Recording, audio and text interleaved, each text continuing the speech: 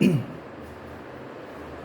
Friends, my self वर्तमान हो रहे और मैं जो है आपको यहाँ केमिस्ट्री पढ़ाने वाला हूँ।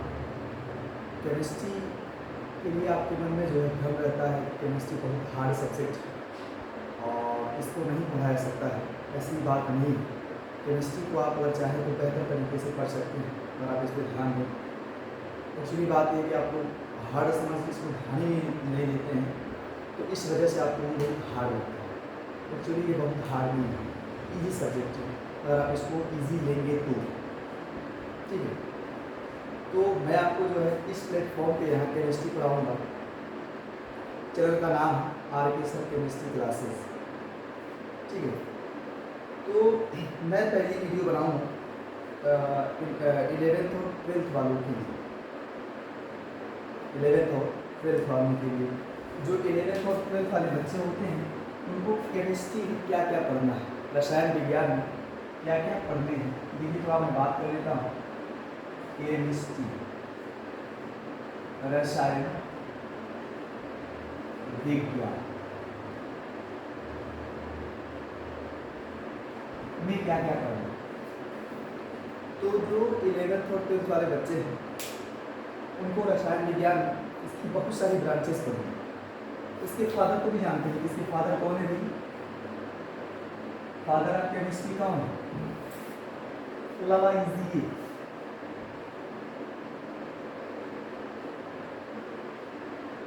या इसको लेवासिए भी कहते हैं, क्योंकि शुद्ध जो इसका प्रोनाउंसिएशन होता है लेवासिए, अंग्रेजी होता है लेवोइज़िए। इसके फादर है, केमिस्ट्री के फादर ये हैं। ठीक है, और 11th और 12th वाले बच्चों को केमिस्ट्री की कितनी ब्रांचेज पढ़नी है? एक है ऑर्गेनिक केमिस्ट्री, एक है इनऑर्गेनिक केमिस्ट्री, एक है फिजिकल केमिस्ट्री, एक है एनालिटिकल केमिस्ट्री, एक है बायोकेमिस्ट्री। सब के हिंदी नाम क्या होंगे? ऑर्गेनिक केमिस्ट्री का मतलब कार्बनिक रसायन, इनऑर्गेनिक केमिस्ट्री का मतलब अकार्बनिक रसायन, फिजिकल केमिस्ट्री का मतलब भौतिक रसायन, एनालिटिकल केमिस्ट्री का मतलब क्या होता है? वैश्लेषिक रसायन, और बायोकेमिस्ट्री का मतलब जैव रसायन। इतने पार्ट्स आपको जो है 11th 12th वाले बच्चों को पढ़ने हैं। और मैं आपको जो है ये सबसे इम्पोर्टेंट पार्ट है, सबसे इम्पोर्टेंट पार्ट कहते हैं आप केमिस्ट्री का, वो पढ़ाऊंगा ऑर्गेनिक केमिस्ट्री। ऑर्गेनिक केमिस्ट्री किसके लिए भी? फॉर 11th and 12th, 11 और 12 वालों के लिए। इसका हिंदी जानते हैं आप? इसका हिंदी होगा कार्बनिक रसायन। कार्बनिक रसायन क्या होगा देखते हैं। अब भाई कार्बनिक रसायन है क्या? रसायन विज्ञान की वह शाखा जिसके अंतर्गत कार्बनिक यौगिकों का अध्ययन किया जाता है, क्या कहलाता है? कार्बनिक रसायन। लिख लेंगे आप, सुन के लिख लेंगे कि रसायन विज्ञान की वह शाखा जिसके अंतर्गत कार्बनिक यौगिकों का अध्ययन किया जाता है, क्या कहलाता है? कार्बनिक रसायन। अब यहाँ एक वर्ड है कार्बनिक यौगिक, क्या है? कार्बनिक यौगिक, ऑर्गेनिक कंपाउंड्स।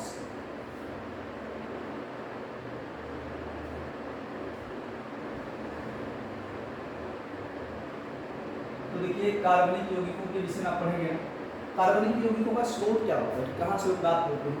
तो जो नेचुरली कार्बनिक यौगिक प्राप्त होते हैं वो जीव शरीर से प्राप्त होते हैं। ये जानते हैं कि कार्बनिक यौगिकों का स्रोत क्या है? नेचुरल तरीके से वो जो है कहाँ से प्राप्त होते हैं? हमारे जीव से प्राप्त होते हैं। Protein, carbohydrate. अगर मैं एग्जाम्पल ले लूँ, जैसे मान लीजिए कोई बोले कि कार्बोहाइड्रेट कार्बनिक यौगिक के एग्जाम्पल क्या होंगे, तो क्या क्या होंगे भाई? मैं लिख दे रहा हूँ, परिभाषा नहीं बता रहा हूँ, इससे बता रहा हूँ कि इसके एग्जाम्पल होंगे कार्बोहाइड्रेट,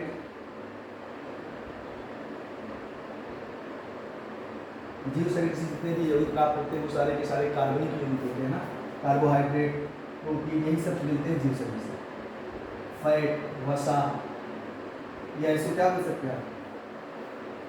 हाँ, वसा कह दें, वसा, विटामिन, कार्बोहाइड्रेट, प्रोटीन, वसा, विटामिन, और क्या है भाई? न्यूक्लिक अम्ल है, nucleic acid, nucleic acid, hormones हैं, एंजाइम्स हैं, ये सब आपके कार्बोहाइड्रेट कार्बनिक यौगिकों में आते हैं। सबको पढ़ेंगे अब, ये सारे के सारे कार्बनिक यौगिक और ये सब जो है जीव शरीर में प्राप्त होते हैं, जीव शरीर में पाए जाते हैं। ठीक है, मैं बात कर रहा हूँ कार्बनिक यौगिकों के संबंध में एक सिद्धांत दिया गया है जिसका नाम है जैव शक्ति का सिद्धांत। ठीक है, मैं थोड़ी इसकी बात करूँ तो मैं बताऊंगा कि कार्बनिक यौगिकों की परिभाषा क्या है, क्या परिभाषा होती है, मॉडर्न परिभाषा, ओल्ड परिभाषा, ये सारी बताऊंगा मैं आपको। ठीक है, तो सबसे पहले मैं बता रहा हूँ जैव शक्ति का सिद्धांत, जो कि दिया गया है कार्बनिक यौगिकों के संबंध में। जैव शक्ति का सिद्धांत अंग्रेजी है वाइटल फोर्स थ्योरी।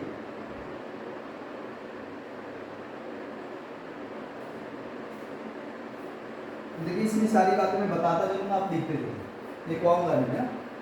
ध्यान दें, जैव शक्ति का जो सिद्धांत है 1815 में कौन दिया था भाई? जे बर्जीलियस। इसका हिंदी नाम लिख लीजिए आपने, जे बर्जीलियस द्वारा प्रस्तुत किया। आगे लिख लेंगे जैव शक्ति का सिद्धांत 1815 में जे बर्जीलियस द्वारा प्रस्तुत किया गया। अब इसमें बताया गया है इस सिद्धांत के अनुसार जो कार्बनिक यौगिक होते हैं, कार्बनिक यौगिक जो मतलब लिखने के लिए, इस सिद्धांत के अनुसार कार्बनिक यौगिक जीव शरीर के अंदर स्वतः बनते हैं, उनको बाहर या प्रयोगशाला में किसी भी विधि के द्वारा बनाया नहीं जा सकता। फिर से सुने आप लोग, इस सिद्धांत के अनुसार कार्बनिक यौगिक जीव शरीर के अंदर स्वतः बनते हैं, उन्हें जीव शरीर के बाहर अर्थात प्रयोगशाला में किसी भी विधि के द्वारा बनाया नहीं जा सकता। ये है बताया, ये इस सिद्धांत की बात है। ठीक है, लेकिन सन 1828 में एक वैज्ञानिक थे, उनका नाम क्या था? Frederick holer. फ्रेडरिक होलर, उन्होंने क्या किया?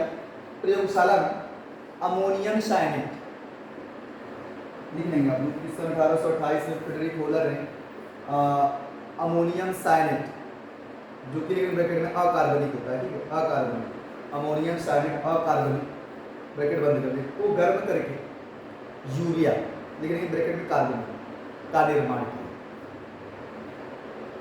ठीक है, अमोनियम साइनेट को गर्म करके क्या बनाया? यूरिया।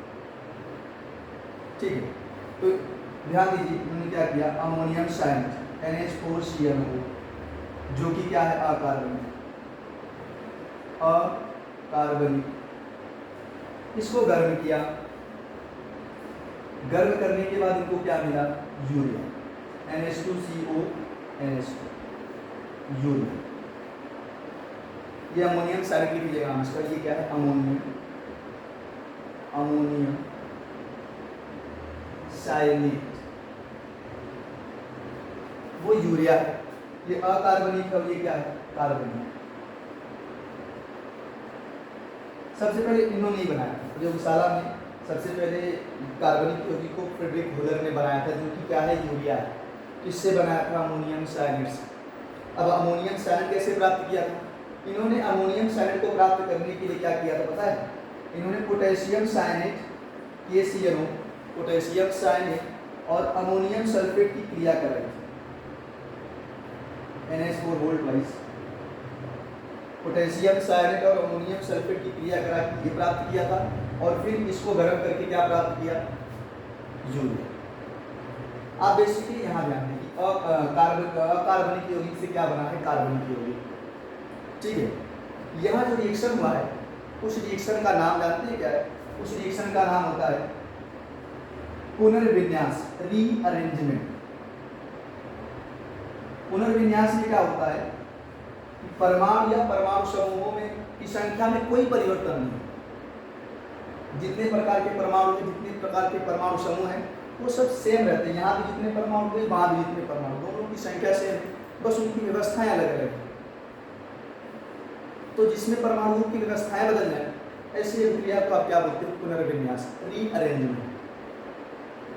इसके बाद ये सबसे पहला कार्बनिक यौगिक है। इसके बाद जो है कार्बनिक यौगिक तो प्रयोगशाला में बनने शुरू हो गए। सबसे पहले स्टार्टिंग तो फ्रेडरिक कोहलर ने किया, लेकिन इसके बाद होड़ लग गई कार्बनिक यौगिक बनने की प्रयोगशाला में। एक वैज्ञानिक थे इसके बाद 1828 के बाद एक वैज्ञानिक थे 1845 में क्या किया?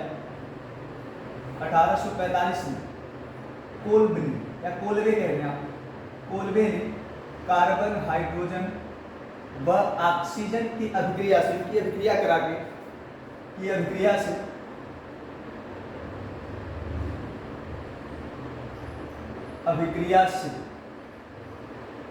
क्या प्राप्त किया भाई? एसिटिक अम्ल। एसिटिक अम्ल सूत्र होता है CH3COOH। बनाया कहाँ बनाया भाई? प्रयोगशाला। और इनके बाद सन 1856 में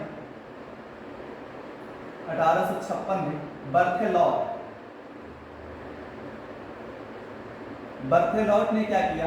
कार्बन व हाइड्रोजन की अभिक्रिया से,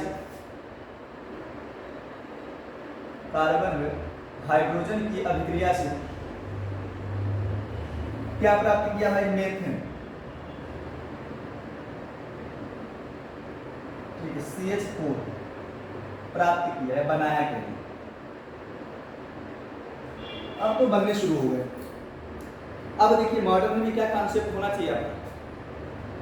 ये तो भाई जैव शक्ति का सिद्धांत था, उसने बताया था कि बना ही नहीं सकता प्रयोगशाला में, लेकिन उसको जो है इन्होंने गलत साबित किया। इन्होंने क्या किया? अकार्बनिक, इसको प्रयोगशाला में बना दिया। बस ये समझे कि कार्बनिक यौगिक को प्रयोगशाला में बना दिया, इन्होंने बना दिया। अब तो बनने शुरू हो गए, बहुत सारे कार्बनिक यौगिक प्रयोगशाला में बनने शुरू हो गए। कार्बनिक यौगिकों के प्राप्ति का जो नेचुरल स्रोत है, प्राकृतिक स्रोत है, वो होता है जीव शरीर। तो उस बेस पर उन्होंने ठीक कहा था कि जीव शरीर के अंदर बने, लेकिन ये बात गलत कह दिया था कि उन्हें बाहर नहीं बना सकते, प्रयोगशाला में नहीं बना सकते। ठीक है, फिर तो आ गए इन्होंने सब दिखाया करके। तो मॉडर्न में क्या इसका सिद्धांत बनना चाहिए जैव शक्ति का कि कार्बनिक यौगिक तो जीव शरीर के अंदर बनते ही हैं स्वयं, लेकिन उनको प्रयोगशाला के अंदर भी बनाया जा सकता है। ठीक है, अब हम बात करें कार्बनिक यौगिकों की परिभाषा के विषय। Definition of organic compounds.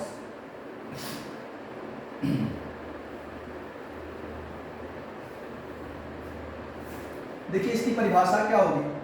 Definition,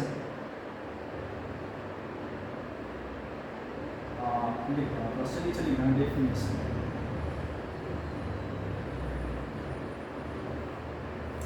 देखिए कार्बनिक यौगिकों की परिभाषा है कार्बन युक्त यौगिक, कार्बन युक्त यौगिक, ब्रैकेट में क्या लिखेंगे आप? कार्बोनेटो,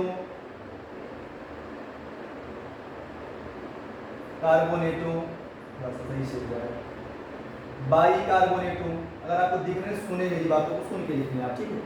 कार्बोनेटो, बाई कार्बोनेटो, ऑक्साइडो,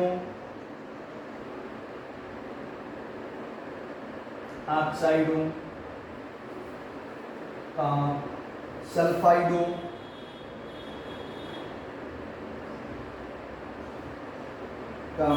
साइनाइडो या साइनाइडो भी कह सकते हैं, आइसोसाइनाइडो,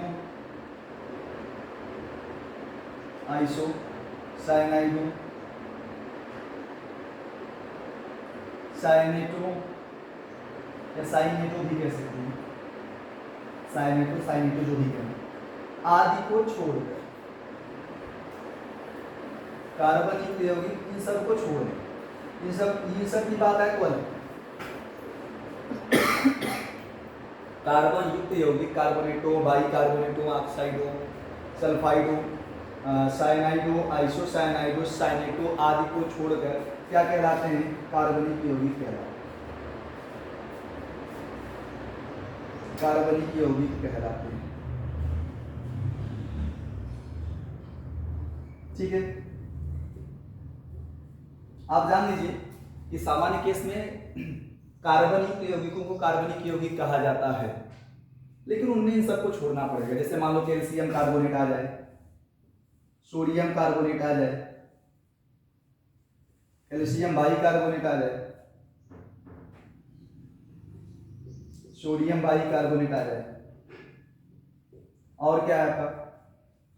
कार्बन डाइसल्फाइड आ जाए, कार्बन डाइऑक्साइड आ जाए, कार्बन मोनोऑक्साइड आ जाए, सोडियम साइनाइड आ जाए, पोटेशियम साइनाइड या कैल्शियम साइनाइड बोल दे रहा हूँ, कैल्शियम साइनाइड आ जाए, Cn पे एक माइनस होता है, और पोटेशियम आइसोसाइनाइड, सोडियम आइसोसाइनाइड आ जाए, सोडियम साइनेट होता है CnO माइनस, तो Na प्लस CnO माइनस क्या बन जाएगा? NaCnO, ammonium साइनेट।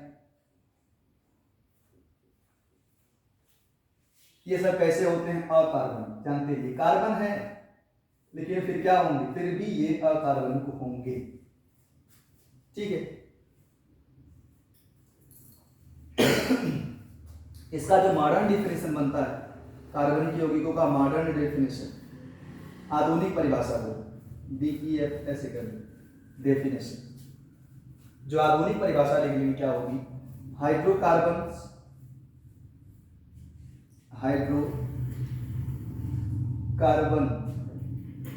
ठीक है, वह उनके व्युत्पन्न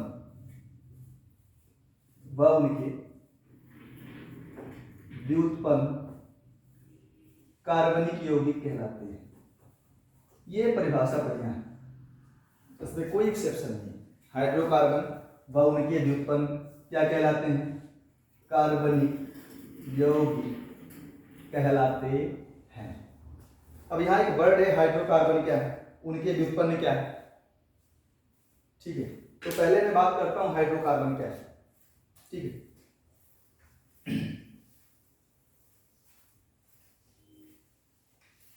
देखो हाइड्रोकार्बन के विषय में ये परिभाषा बनी कि कार्बन व हाइड्रोजन युक्त यौगिक, सभी यौगिक जिनमें कार्बन और हाइड्रोजन दोनों पाए जाए, ठीक है, क्या कहलाते हैं? हाइड्रोकार्बन।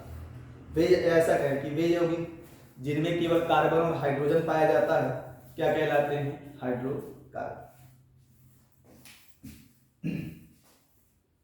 हाइड्रोकार्बन क्या है? परिभाषा लिख लेंगे आप चाहे तो, हालांकि आपने 10 में पढ़ा हुआ है। हाइड्रोकार्बन, भैया थोड़ा देखिए सही से दिख रहा है? कार्बन नहीं दिख रहा, यहाँ नहीं दिख, यहाँ दिखेगा। उसके वजह से थोड़ा सा नीचे दिखेगा। हाँ, उसके थोड़ा सा नीचे दिखेगा, जहाँ से लाइन खींचे हैं यहाँ से दिखेगा। चलिए हो जाएगा। हाइड्रोकार्बन,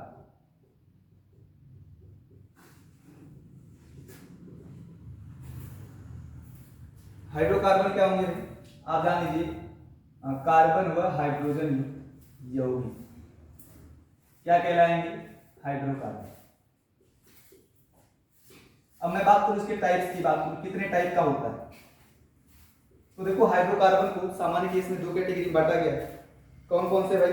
संतृप्त हाइड्रोकार्बन और असंतृप्त हाइड्रोकार्बन। ये देखिए यहां में क्रम दिख रहा है क्या? संतृप्त हाइड्रोकार्बन और असंतृप्त हाइड्रोकार्बन। ठीक है, किस बेस बना है? कार्बन कार्बन के बीच बंध के आधार, ध्यान दीजिए कि हाइड्रोकार्बन को दो कैटेगरी में बांटा गया है। किसके आधार पर?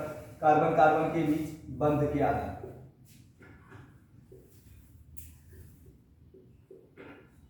क्या क्या है संतृप्त हाइड्रोकार्बन? संतृप्त हाइड्रोकार्बन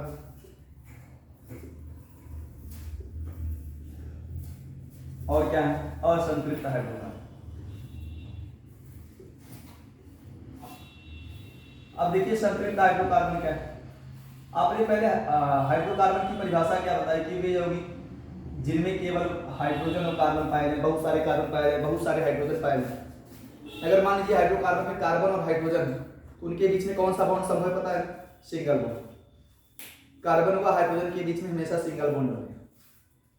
लेकिन अगर कार्बन और कार्बन होते हैं तो उनके बीच में सिंगल बॉन्ड भी बन सकता है, डबल बॉन्ड भी बन सकता है, ट्रिपल बॉन्ड भी बन सकता है। तो वही कार्बन कार्बन के बीच बॉन्ड लिखा गया कि डबल बॉन्ड बना है, कि सिंगल बॉन्ड बना है, कि ट्रिपल बॉन्ड बना है। अगर जितने कार्बन है, बहुत सारे कार्बन है, सभी के बीच सिंगल बॉन्ड पाया जाए तो उन्हें आप बोलेंगे संतृप्त हाइड्रोकार्बन। अगर बहुत सारे कार्बन रहे, उनमें डबल बॉन्ड भी हो, ट्रिपल बॉन्ड भी रहे, या दोनों रहे, इसको आप बोलते हैं कि बहुबंध। अब लिख सकते हैं बहुबंध ही। इनमें क्या पाया जाता है? बहुबंध। बहुबंध का मतलब ही होता है क्या? डबल बॉन्ड या ट्रिपल बॉन्ड या दोनों। तो बोलेंगे कि वे यौगिक, ऐसा लिख सकते हैं कि वे यौगिक जिनमें कार्बन कार्बन के बीच केवल सिंगल बॉन्ड पाया जाता है क्या कहलाते हैं?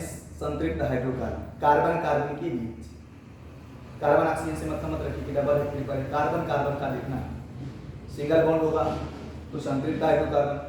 अगर कार्बन कार्बन के बीच डबल बॉन्ड रहा या ट्रिपल बॉन्ड रहा या दोनों रहे तो क्या नाम देंगे आप? असंतृप्त हाइड्रोकार्बन। जो संतृप्त हाइड्रोकार्बन है उन्हें सामान्य केस में एल्केन कहा जाता है। या संतृप्त हाइड्रोकार्बन के केस में ऐसा कहना कि एल्केनों का अध्ययन किया जाता है। इनका सूत्र होता है, सामान्य फार्मूला होता है CnH2n+2। और अगर इनकी बात करूं मैं, यहाँ आप क्या पढ़ेंगे? एल्कीन पढ़ेंगे। इनका फार्मूला होता है CnH2n। और क्या पढ़ेंगे आप? एल्काइन के बारे में पढ़ेंगे, CnH2n-2। आप एक चीज देखें कि एल्केन, ध्यान दें, एल्केन का कहना है जब सिंगल बॉन्ड है कार्बन कार्बन के बीच। एल्कीन का कहना है जब कार्बन कार्बन के बीच एक स्थान पे डबल बॉन्ड है, एक स्थान पे बहुत सारे कार्बन है, उनमें एक बार डबल बॉन्ड आए तो ई लिखना है। अगर बहुत सारे कार्बन है, उनके बीच में एक बार ट्रिपल बॉन्ड आए तो आइन लिखना है। अगर बहुत सारे कार्बन है, डबल भी रहे, ट्रिपल भी रहे, तो पहले ई लिखना है, फिर क्या लिखना है? आइन लिखना है। समझ पा रहे? हाँ, ठीक है। ये एल्केन है, फिर एल्कीन है, फिर अल्काइन। ये तीनों को देखेंगे आप, इनमें क्या डिफरेंस है? इनमें तो एल का वर्ड कॉमन, एल का शब्द जो है कॉमन। डिफरेंस किसका है? एन का है, इन का है और आइन का है। एन का मतलब कार्बन कार्बन के बीच सिंगल बॉन्ड, इन का मतलब कार्बन कार्बन के बीच एक बार डबल बॉन्ड। ठीक है, बाकी सब सिंगल रहेगा, एक बार डबल, बाकी सब सिंगल बॉन्ड। हाँ, ये आपके मन प्रश्न उठता है। एन का मतलब कार्बन कार्बन के बीच सारे के सारे सिंगल बॉन्ड रहे। इन का मतलब कार्बन कार्बन के बीच एक बार डबल बॉन्ड आएगा, और उसके बाद जो कार्बन होंगे सारे के सारे कैसे बॉन्ड रहेंगे? कार्बन कार्बन के बीच में सिंगल बॉन्ड रहेगा। हाँ, अगर डबल बॉन्ड सिंगल बॉन्ड दोनों आ जाए तो डबल को ही लिखा जाता है, सिंगल को नहीं लिखा जाता है। इन को ही लिखा जाएगा, एन को नहीं लिखा जाएगा। और अगर कार्बन कार्बन के बीच आइन क्यों लिखेंगे? जब कार्बन कार्बन के बीच एक बार ट्रिपल बॉन्ड है, बाकी सब क्या रहे? सिंगल बॉन्ड रहे, तो आइन लिखना है। आप ये जान लीजिए कि जब सिंगल बॉन्ड और ट्रिपल बॉन्ड आएंगे, उसका एन उसका आइन होता है, आइन ही लिखा जाता है, एन नहीं लिखा जाता है। लेकिन अगर कार्बन कार्बन रहे, उनके बीच डबल भी आया और ट्रिपल भी आया, सिंगल भी हो, तो वहां हमको सिंगल, वहां भी नेगलेक्ट कर देना है। सिंगल बॉन्ड को लिखना नहीं है, एन नहीं लिखना है। क्या लिखना है हमको? डबल को लिखना है, ट्रिपल को लिखना है, इन को लिखना है, आइन को लिखना है, मगर सिंगल बॉन्ड को नहीं लिखना। ये जानते रहिए आप। नेचर देख रहा है, कार्बन कार्बन के बीच सिंगल बॉन्ड, कार्बन कार्बन के बीच डबल बॉन्ड, कार्बन कार्बन के बीच ट्रिपल बॉन्ड। मैं एल्क वर्ड की बात करूं, ये दिखाता है कार्बन की संख्या। ठीक है, कार्बन की संख्या, यहां अगर कार्बन की संख्या एक होती है तो क्या लिखा जाता है? मेथ। दो होगी एथ, तीन होगी प्रोप, चार होगी ब्यूट, पांच होगी पेंट, छह होगी हेक्स, सात होगी क्या लिखिए? हेप्ट, आठ होगी ऑक्ट, नौ होगी तो नॉन, 10 होगी डेक, 11 होगी तो क्या लिखेंगे? अनडेक, 12 होगी डोडेक, 13 होगी ट्राइडेक, टेट्राडेक, पेंटाडेक। ऐसे अगर 20 हो जाती है तो 20 के लिए लिखा जाता है आइकोस। कार्बन अगर 20 हो जाती है तो क्या लिखा जाता है? आइकोस। ठीक है, आप ये पहचान लें कि उसमें कार्बन की संख्या क्या है और वो किसका सदस्य है, एल्केन का है कि एल्कीन का है कि एल्काइन का है। अगर वो एल्केन का सदस्य रहा, चाहे वो एल्कीन का सदस्य रहा, चाहे वो एल्काइन का सदस्य रहा, वहां एल के लिए आप यही लिख सकते हैं। एल का मतलब उसमें कितने कार्बन, उसके लिए यही लिखना है कि 5 कार्बन के लिए पेंट, 6 कार्बन के लिए हेक्स। ऐसा नहीं यहाँ 5 कार्बन के लिए पेंट लिखा जाएगा तो यहाँ 6 कार्बन के लिए हेक्स लिखा जाएगा, ऐसा नहीं होगा। कार्बन की संख्या बराबर होने पर से यहाँ 5 कार्बन के लिए पेंट लिखा जाएगा तो यहाँ भी 5 कार्बन के लिए पेंट लिखा जाएगा, यहाँ भी 5 कार्बन के लिए पेंट ही लिखा जाएगा। ठीक है, अब हम बात करते हैं, अगर इसकी मैं सदस्यों की बात करूं, इनमें क्या क्या सदस्य आ सकते हैं, उनका नाम क्या होगा।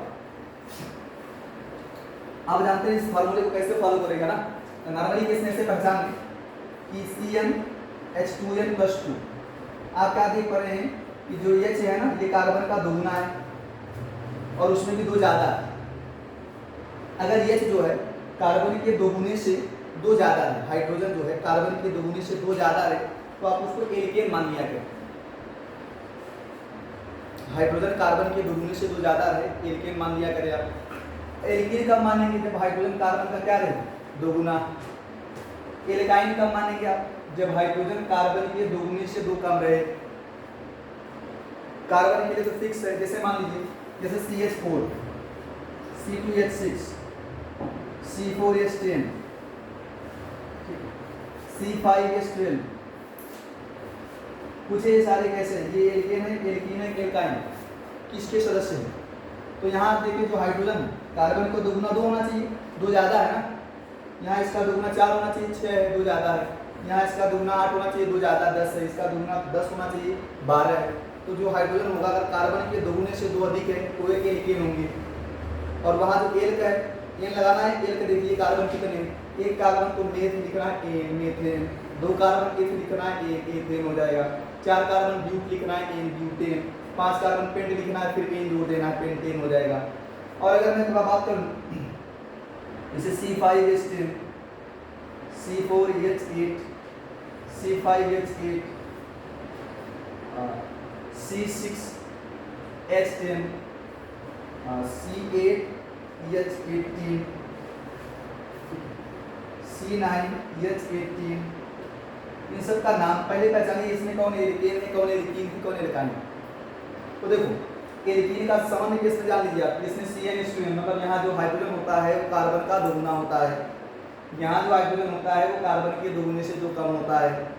तो आप पहचानिए, ये देखिए दोगुना है ना हाइड्रोजन में, एल्कीन होगा, यहाँ देखिए दोगुना है, एल्कीन होगा, लेकिन यहाँ देखिए दोगुना 10 होना चाहिए लेकिन 2 कम है, एल्काइन होगा। यहाँ देखें आप, इसका दोगुना 12 होना चाहिए, 10 ही है, 2 कम है, एल्काइन होगा। यहाँ देखें आप, ठीक है 16 है ना, इसका दोगुना कितना 16 होना चाहिए, ये बताइए 18 है, दोगुने से क्या है 2 अधिक, इसमें चला जाएगा, जान ये इसमें चला जाएगा, ये क्या है देखिए दोगुना है, एल्कीन होगा।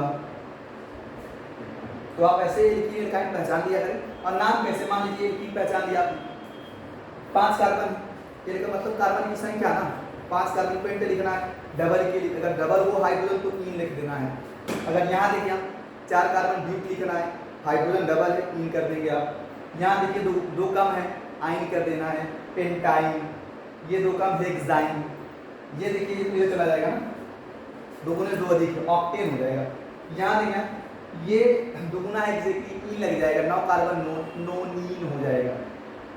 समझ पा रहे हैं आप? ये हाइड्रोकार्बन, ये सारे के सारे क्या है हाइड्रोकार्बन। और हाइड्रोकार्बन क्या होते हैं, कार्बनिक यौगिक होते हैं। और हाइड्रोकार्बन के व्युत्पन्न का मतलब, इस वर्ड को जो लिखा है हाइड्रोकार्बन के व्युत्पन्न का मतलब, मान लीजिए आपका ये मेथेन है CH4, मान लीजिए एथेन है, अगर मेथेन CH4 व्युत्पन्न का मतलब समझे, अगर इसके H को हटा के कोई ऐसा मतलब कोई ग्रुप आ जाए, Cl आ जाए, H आ जाए, CH2 आ जाए, COOH आ जाए, कोई भी ग्रुप आके जुड़ जाए, तो हो जाएगा हाइड्रोकार्बन का ग्रुप। इसके एक H को या एक से अधिक H भी हट सकते, हम एक की बात कर रहे हैं। अगर इसके H परमाणु को कोई ग्रुप हटा दे, OH हटा दे, Cl हटा दे, CHO हटा दे, COH हटा दे, तो क्या बनेगा? CH3OH, CH3Cl, CH3CHO, CH3COOH। ये होंगे हाइड्रोकार्बन के व्युत्पन्न, और ये भी क्या होंगे? कार्बनिक। ऐसे मैं यहाँ बात करूँ, अगर OH आ जाए तो C2 एक हटेगा, H5 हो जाए, C2H5OH, C2H5Cl, C2H5CHO, C2H5COOH। ये भी हाइड्रोकार्बन के व्युत्पन्न है, ये भी क्या होंगे? कार्बनिक। चलिए अच्छा, इतनी बातें समझ में आई आपको। अब हम थोड़ा आगे बढ़ते हैं।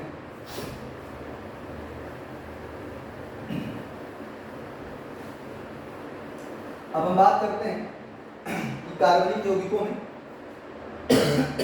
जो कार्बन है, कार्बनिक यौगिकों में जो कार्बन है बात करेंगे, वो बहुत अधिक संख्या में यौगिक बनाते हैं, या कहते हैं कि कार्बन जो है बहुत अधिक संख्या में यौगिक बना सकते हैं। वो कार्बनिक भी हो सकते हैं